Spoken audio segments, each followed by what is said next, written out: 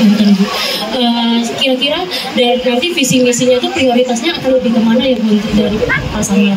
Ya, yang pasti dari saya berkeliling hampir 2 tahun, mulai dari Tangerang Selatan sendiri tentunya 10 tahun saya merasakan betul bagaimana saya menginginkan Provinsi Banten itu hadir dan ada, karena sebagai wilayah Tangerang Selatan dengan segala kelebihannya pasti ada kekurangannya, dan kami sangat membutuhkan bantuan dan juga sentuhan dan perhatian dari Provinsi Banten, baik juga di Kabupaten Tangerang, Kota Tangerang, Kabupaten Serang, Kota Serang, Cilegon, Kabupaten Pandeglang, dan juga tentunya Lebak.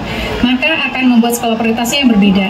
Contoh misalnya khusus untuk wilayah Pandeglang dan Lebak, maka program prioritas yang utama adalah infrastruktur jalan poros desa.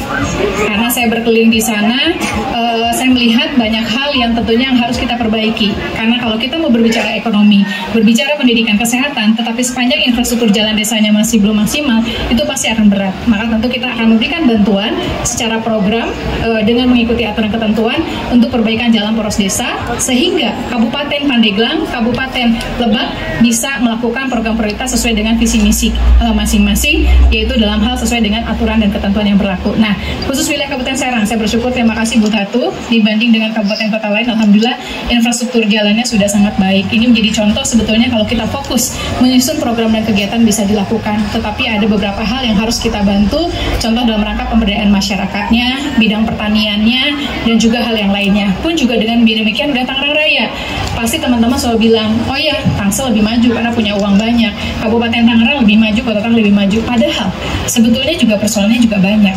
Maka oleh karena itu fokus kami di wilayah Tangerang Raya adalah mengurusi urusan aset pemerintah provinsi yang ada di wilayah Tangerang Raya. Nah, kalau kita buat staging program prioritas, pertama adalah pendidikan khususnya SMA, SMK kan tanggung jawab kita. Maka kita akan membangun sekolah baru, menambah ruang kelas dengan prinsip tidak boleh mematikan sekolah swasta.